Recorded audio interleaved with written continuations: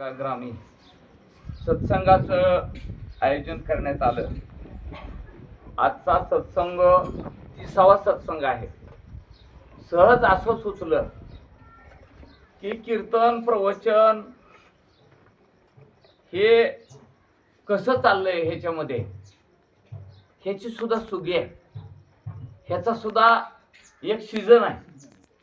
सप्ते संपले की कीर्तनकाराला कुणीच विचारित नाही, त्यानं म्हणावं लागतं हाय का कुठं काय काय अशी अवस्था आहे. त्यालाही चैन पडत नाही, त्याला रुक असते, आपण काहीतरी कुठे सेवा करावी. पण आमच्याकडं अखंडच सुगी आहे.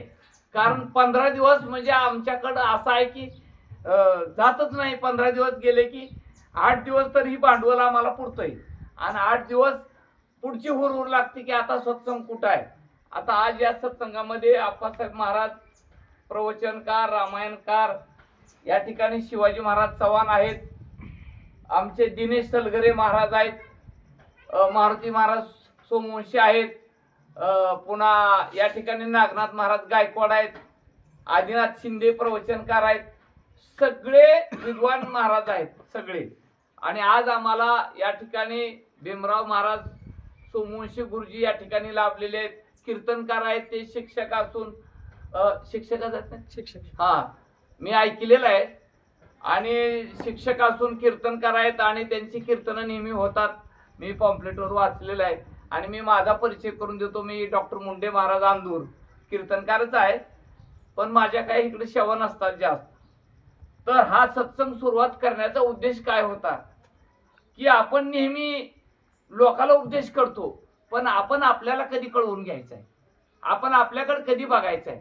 त्याच्यासाठी इथं सगळे कीर्तनकारच आहे, सगळे प्रवचन करत आहेत की आपला मार्ग कुठं चुकतोय का, प्रत्येकाचे विचार सुधारले पाहिजे, लोकांपर्यंत आपण पोहोचतो कसं. आणि तुकाराम महाराजाला एकदा एक जणांनी प्रश्न केला की महाराज तुमचं इथं येण्याचं कारण काय, या मृत्यू लोकावर येण्याचं कारण काय. अभंग रचना करणे नाही नुसतं, माऊलीने ज्ञानेश्वरी लिहिली तुमच्या पुढे ठेवली, गाथा लिहिला तुमच्या पुढे ठेवला, परंतु त्यांचं स्वतःच येण्याचं कारण विचारल्यानंतर त्यांनी सांगितलं की आम्ही येण्याचे कारण जे आहेत ती या मृत्यू लोकातल्या लोकाला चांगल्या सन्मार्गावर लावण्यासाठी आलो आलं का, की आम्ही वैकुंठवासी आलो याच कारणाशी. सकारात्मक शब्द आहे. याच कारण म्हणजे त्यांचं कारण कोणतं आहे तर जगाला तारण्यासाठी आलो. मग त्याच्यामध्ये त्यांनी 3 प्रकारच्या वाटा सांगितल्या. उजळा वया आलो वाटा, खरा खोटा निवाडा. आता वाटा कोणत्या वाटा आहेत की ज्या वाटाने ऋषीमुनी आले त्याच वाटाने आम्हाला जायचं आहे, ही जगाला सांगण्यासाठी आलो आम्ही. मग आता वाटा आपण सुद्धा वाटा राहणार वाटा करतो बघा. जेव्हा ऊस जायना झाला तेव्हा जेसीबी आणून वाट करतो, कारण ती वाट बिघडलेली आहे, तिथं वाटच नाही. तसं आपल्यामध्ये वाटा बिघडलेल्या आहेत, कळलं का. आता तुकाराम महाराजांनी सांगितलं उजळावया आलो वाटा. मग अजून कुठली वाट तर मोडून या वाटा सूक्ष्म दुस्तर केला राज्यभार चाली यायचा. मग काय वाटा साधू संतांनी केलेल्या होत्या. कोणत्या वाटा होत्या की सूक्ष्म वाट कोणची होती, ज्ञान मार्ग. आपल्याला सगळ्याला जमल का. दुस्तर मार्ग, योग मार्ग फार कठीण आहे. एका पायावर उभा राहायचं किंवा बसून गुदाच्या ठिकाणी टाच लावून इडा पिंगळा जाग्या करायच्या. कुठले इडा पिंगळा आपल्याला काय म्हैस तिकडे धानात चालली, दिवसा बी जमत नाही, रात्री बी जमत नाही. आपल्याला जमल का योग. ही दुस्तर मार्ग आहे. योग मार्ग बी अवघड आहे, सूक्ष्म मार्ग म्हणजे ज्ञान मार्ग बी अवघड आहे. मग हे दोन्ही वाटा आपल्याला मोडून तुकाराम महाराज म्हणले मोडून या वाटा सूक्ष्म दुस्तर. त्या दोन्ही वाटा मोडायच्या त्या आणि आपल्याला साधी वाट, कोणची वाट की नामस्मरण सगळ्यात सोपं, ही वाट आपल्याला. म्हणून सांगितलंय स्वल्प वाटे जाऊ चला. वाटच सांगितली तिसरी, उजळावया आलो वाटा किंवा मोडून या वाटा सूक्ष्म दुस्तर. ह्या वाटा मोडून स्वल्प वाटे चला जाऊ आणि वाचे गाऊ विठ्ठल सोपी वाट. मग ह्या सोपे वाटेने जाण्यासाठी हा सत्संग आपण चालू केला. आज 1 वर्ष पूर्ण होऊन कितवा सत्संग आहे? नाही नाही 6वा, म्हणजे 1.5 वर्षाला गाठीत आलं. हा सत्संग चालू आहे आणि याचा फिरता सत्संग आम्ही कधी चालू केला. 9 सत्संग गुरुजी आमच्या घरी झाले, माझ्या घरी 9. मग सगळ्यांनी म्हणले की ही एका ठिकाणीच का, आमच्या गावात बी घेऊ. मग पुन्हा फिरायला लागला सत्संग. मग बिराजदार महाराज म्हणले इकडे घेऊ. तर आज गुरुजीचे सुद्धा या ठिकाणी कीर्तन करायचे चांगले आणि त्यांचा सुद्धा या ठिकाणी योग चांगला आला. तर याच्यातून काय साध्य व्हायचंय की आपण खरं काय आहे या ठिकाणी सांगितलं. उजळावया आलो वाटा, खरा खोटा निवाडा. बघा काही वेळेला भांडण लागतंय घरात, गावात किंवा भावकीत, त्यावेळेस 4 पंच आणावंच लागते आणि मग खरं कुणाचं आहे खोटं कुणाचं आहे ही काढावंच लागतंय. त्याच्याशिवाय भांडण मिटत नाही गुरुजी. तसं खरा खोटा निवाडा पार मारतात. उगा कीर्तनाचा हसूच व्हायला नुसतं. कीर्तनकार कीर्तन करायला लागले तर विनोदाचार्य. अरे ही काय तुकाराम महाराजांनी पदवी दिली का तुम्हाला? कशाला? दृष्टांत सांगून तुम्ही सिद्धांत पटवून द्या आणि खरं लोकांच्या श्रवणात उतरवा. उग विनोदाचार्य. आता तुम्ही इकडे जर गेला दुसऱ्या ह्याच्यामध्ये उत्तर प्रदेश वगैरे, तिकडं भागवताचार्य पदवी आहे, पण भागवताचार्याला विनोदाचार्य म्हणलं तर मारतील लोक. तिथं विनोद नाही. मग आपण ही आणून आपण काय करायला लागलोय, परमार्थात थोडं हानी करायला असं मला वाटतं गुरुजी. बरं का, उगा आता तुमच्या समोर मी संशय व्यक्त करतोय की नुसता विनोद सांगणं नाही. कळलं का? तुम्ही तुमच्या श्रवणातून बसलेल्या श्रोत्याच्या गळी काय उतरलंय का ह्याची बी खात्री व्हावी. म्हणून आपले सगळे ह्याच्यात आता तुम्ही सुद्धा आता ह्यात इन्व्हॉल्व झाला होता. आता आम्हाला तुमची बी गरज आहे, कुठंतरी तुम्ही बी यावं. आणि त्याच्यातून काय होतंय, खरी माणसं आपण आपलं जोडल्यावर काय होतंय. आता कुठं तर कार्यक्रम आहे, आपल्या माणसाला त्याच्यात घेऊन त्याचंही हित व्हावं आपलंही हित व्हावं हाच हेतू त्याच्यातून आहे. म्हणून हा मार्ग साधू संतांनी आपणाला सांगितला. स्वल्प वाटे चला जाऊ वाचे गाऊ विठ्ठल. मग आता कुणी सांगितलं संताचं महत्व सांगितलं, सत्संगाची महत्व सांगितली आणि सगळ्या संतांनी सांगितलं आणि स्वतः उद्धवाला श्रीकृष्णाने सांगितले संत संगती वेगळे जाण पावा वया माझे स्थान अनेक नाही साधन सत्य जाण गा उद्धवा. उद्धवा संतांच्या संगतीशिवाय मी माझी प्राप्ती कुठंच नाही. मग हे बाकीचे साधनं कसे आहेत?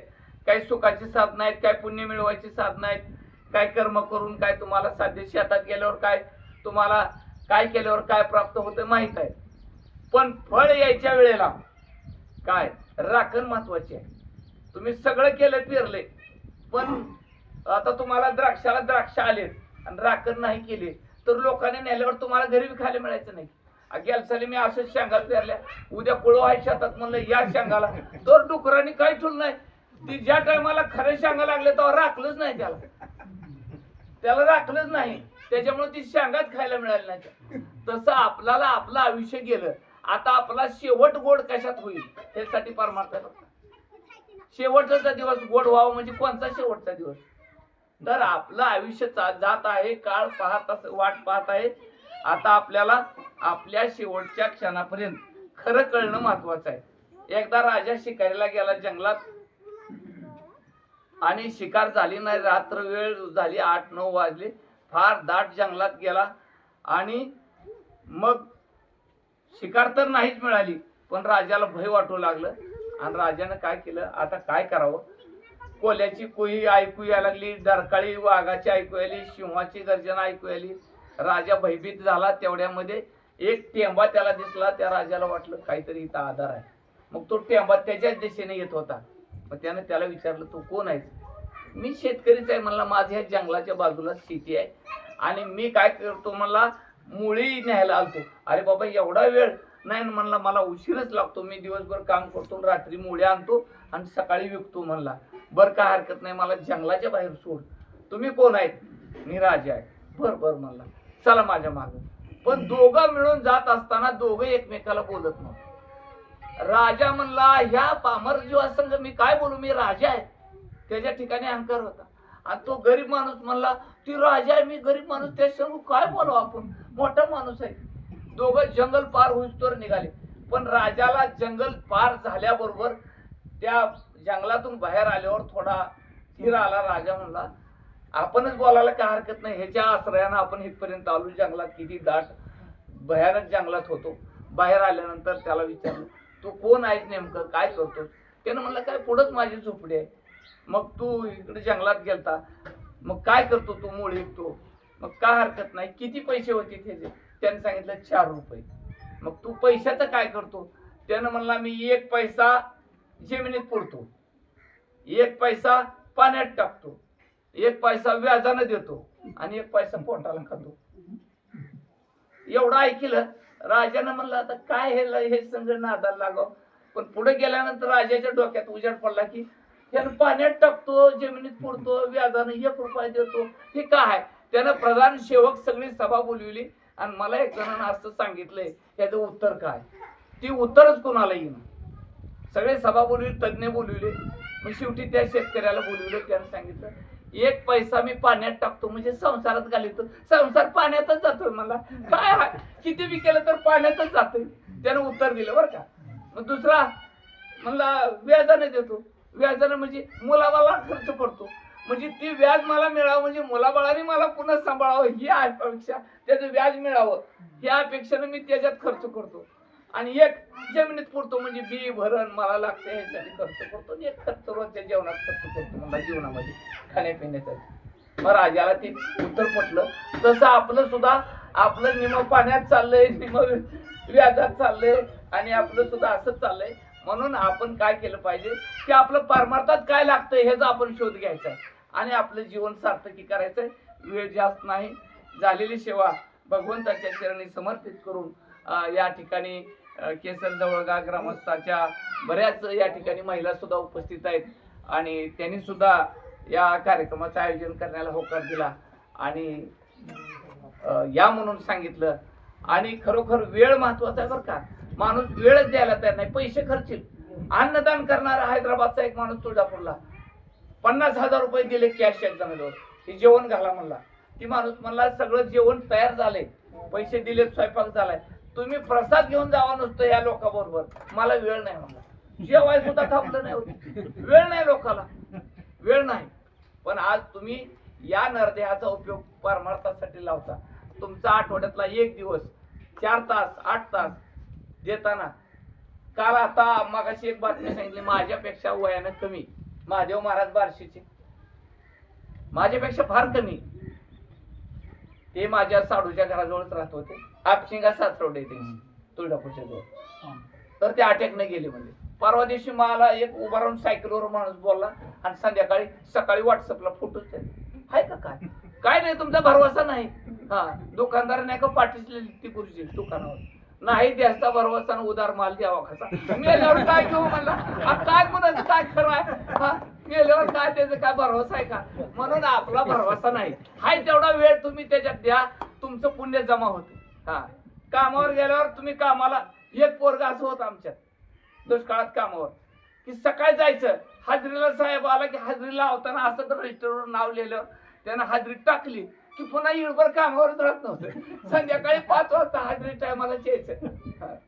मग तसं तुमची निदान सकाळ सांगतं तर हाजरी लावू द्या, इळभर काय हाजरी राहू द्या. प्रपंच चाललेलाच आहे. पण एक थोडी तरी इथं जर तुम्ही ह्याच्यात श्रवणात काय थोडा वेळ गेला तर त्याची नोंद तिथं आहे. म्हणून अर्थ काय अवघड नाही. उगाच सगळ्यांनी रंगवून काय सांगण्यात अर्थ नाही. परमार्थ सोपाच आहे. काय संसार दुःख मूळ सगळ्यांनी रडूनच सांगायचं. काय काय कीर्तन, संसार दुःख मूळ चहूकडे विंगळ. आणि मग कशाला करतोस, उगाच मन लावून करतोस. करायचा संसार सुद्धा तुम्हाला करायचा म्हणण्यापेक्षा तुमचा होणारच आहे, करायची गरज बी नाही. पण रडून सांगायचं नाही. एका माणसानं नाही महाराज कीर्तनात रडविली पाहिजे माणसं. मी म्हणलं संसारात काय कमी आहे का रडू. हा, रडायला संसारात तर तुम्ही रडवत म्हणता. एक माणूस म्हणला कीर्तनकार असं पाहिजे की कीर्तनात हसविलंच पाहिजे. मी म्हणलं एक माणूस मी ऑनलाईन सांगतो तुम्हाला बुद्धीलाच करायला होतं. काय का हसणं आणि रडणं ह्याचं नाव कीर्तन नाही. तुमच्या मनाला काय अनुभूती आली, खरा आनंद काय वाटला, तुमचं मन किती अहो तुम्ही आज इतक्या ठिकाणी एवढे सगळे कीर्तनकार प्रवचन कराल, ह्याच्या सगळ्याच्या दर्शनाचा योग गुरुजी ह्याच्यापेक्षा दुसरं काहीच नाही, काहीच दुसरं नाही. आज मग या ठिकाणी मुरलीधर महाराजांनी या ठिकाणी आम्हाला आमंत्रित केलं, आलो आम्ही आणि या ठिकाणी सेवा संपन्न झालेली सेवा भगवंताच्या चरणी समर्पित करून सेवेला पूर्ण पुंडलिक